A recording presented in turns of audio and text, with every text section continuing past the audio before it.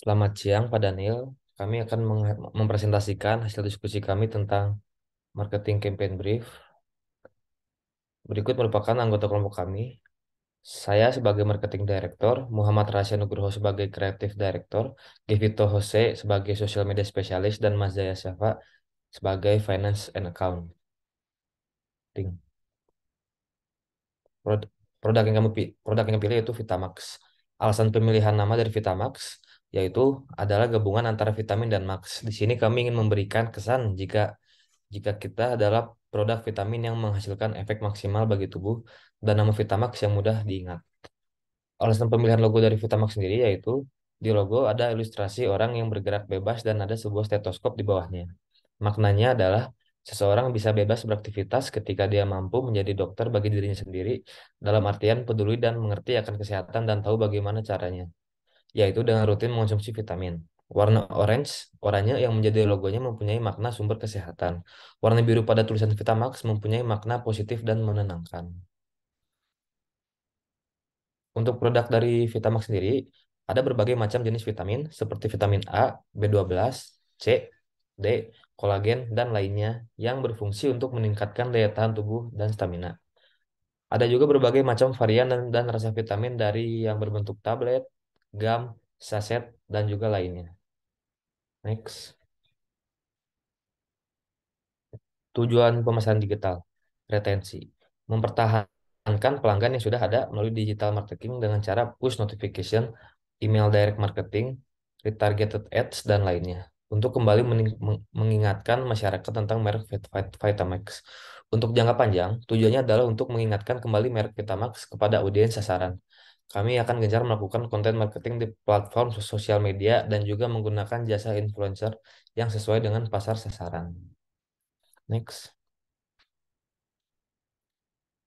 Untuk STP dari segmenting pada demografis adalah target kami adalah usia 25 sampai 40 tahun dengan gender pria dan wanita, pendapatan di atas 4 juta. Untuk segmen geografis adalah seluruh penduduk Indonesia. Untuk psikografis adalah kelas kelas bawah sampai menengah ke atas atau semua kelas dan peduli akan kesehatan. Dan terakhir perilaku orang yang sibuk akan pekerjaannya dan menjaga kesehatan. Untuk targeting dari Vitamax merupakan untuk pria dan wanita pada masa produktif yang sibuk melakukan aktivitas dan pekerjaan. Untuk positioning, Vitamax menempatkan diri di masyarakat sebagai brand vitamin yang harganya masih terjangkau namun kualitasnya terbukti. Next. Lalu selanjutnya saya sebagai Rasya akan menjelaskan lebih dalam mengenai campaign plan yang akan kita jalankan selama 1 bulan ini ke depan. Baik, mulai dari brand campaign, kita sudah menentukan kita akan membuat hashtag, yaitu hashtag 2003 bersama Vitamax.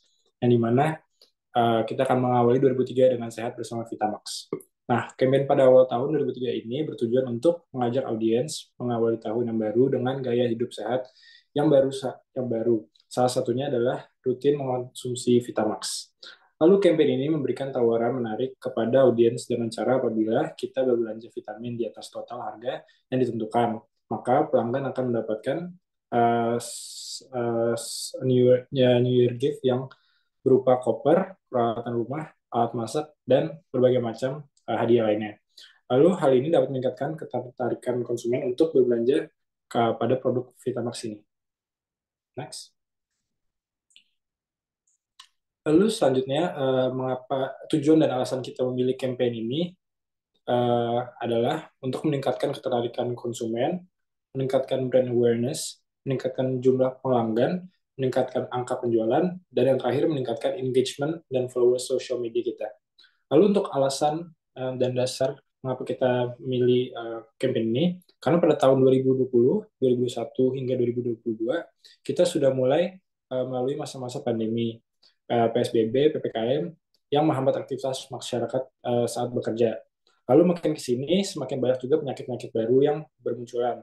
Oleh karena itu, dengan momentum tahun baru ini, kami bergerak untuk mengajak audiens untuk mengonsumsi Vitamax agar terlindungi dan bebas dari penyakit.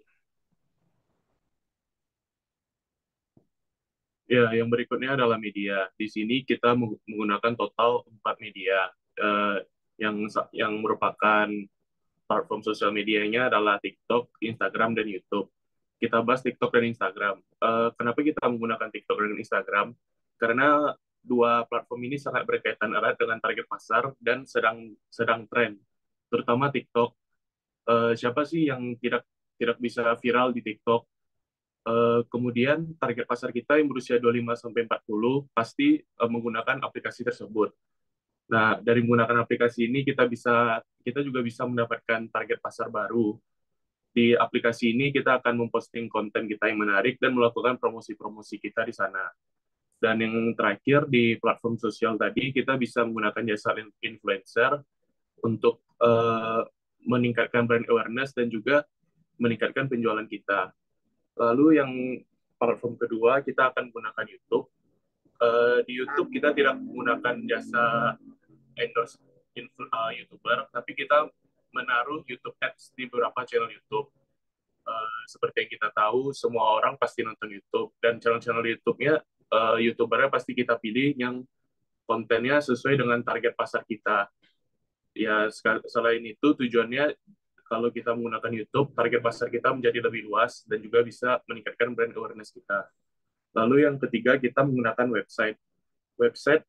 Fungsi website di sini untuk meningkatkan kredibilitas brand Vitamex itu sendiri.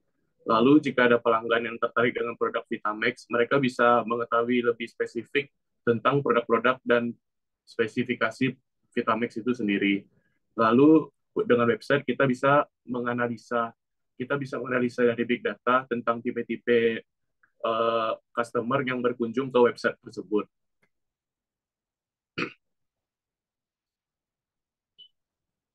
Lalu pemilihan influencer. Ini yang pertama dari platform TikTok. Kita memutuskan untuk menggunakan jasa Wangsit Firmantika. Yang pertama karena dia merupakan karyawan perusahaan yang sangat sibuk kesehariannya dan dia sering jalan-jalan, review-review tempat makan, dan lainnya. Audiensnya juga kebanyakan dari pegawai-pegawai perusahaan juga yang waktunya sangat padat. Jadi ketika kita menggunakan jasa Wangsit, ini pasti sesuai dengan target pasar kita. Dan juga dia merupakan makro influencer yang followersnya 210.000 yang bisa menjangkau pasar yang banyak. Next. Berikutnya adalah untuk influencer Instagram kita akan menggunakan jasa Christina Brennan. Di sini kenapa kita menggunakan Christina Brennan? Karena Christina Brennan itu merupakan seorang ibu rumah tangga dan fitness content creator. Ya sudah pasti followersnya juga pasti kebanyakan dari ibu rumah tangga dan orang-orang yang tertarik akan fitness. Yang artinya mereka kalau ibu rumah tangga pasti mereka peduli tentang kesehatan keluarganya dan uh, dan kalau fitness pasti orang-orang yang nge-follow dia peduli akan kesehatannya. Sehingga itu bisa meningkatkan penjualan dan sesuai dengan target pasar yang kita inginkan.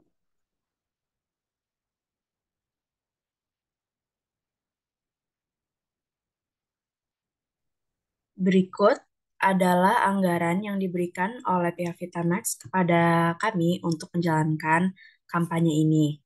Jumlah anggaran tersebut adalah 50 juta rupiah. Kami membaginya menjadi rencana anggaran sebagai berikut.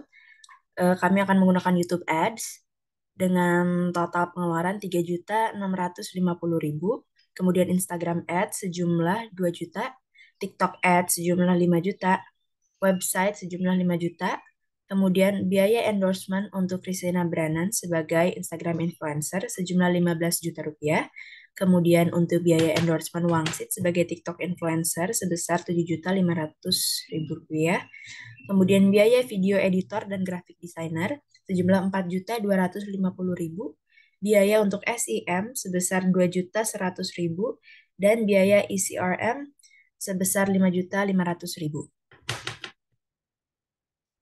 Berikut adalah KPI atau Key Performance Indicator dari kampanye yang kami jalani.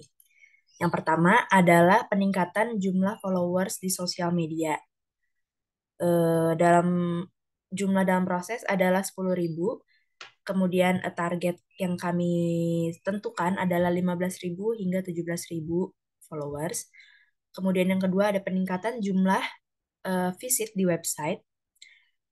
In process ada 500 hingga 1.000 visit. Kemudian yang menjadi target kita adalah 2.000 hingga 3.500 visit dalam 1 bulan. Kemudian yang ketiga ada peningkatan jumlah likes. In process 1.000 hingga 2.000 likes dengan target kita 4.000 hingga 5.500 likes. Kemudian yang terakhir ada peningkatan jumlah account reached social media. In process 5.000 hingga 7.000 dalam 1 bulan dengan target yang kami tentukan adalah 15.000 hingga 20.000 account dalam 1 bulannya.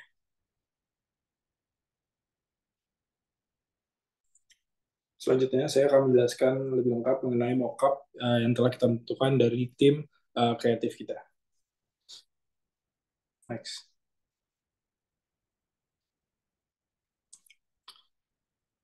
Baik, di sini adalah beberapa bagian contoh dari mockup gambar yang telah kita tentukan untuk campaign yang akan berjalan selama 1 bulan ini. Jadi untuk salah satu contoh mockup pertama ada untuk tahun baru. Lalu yang kedua kita lebih interact kepada viewers kita. Lalu yang ketiga lebih ke fun fact. Kita akan memberikan beberapa tips-tips yang tentu akan berguna bagi para viewers. Next.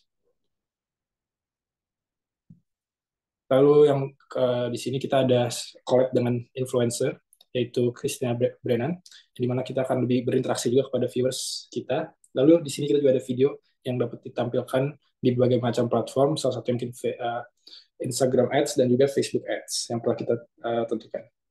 Next. Mungkin itu sekian dari kami, sekian dari presentasi kami. Mohon maaf bila ada kesalahan. Terima kasih.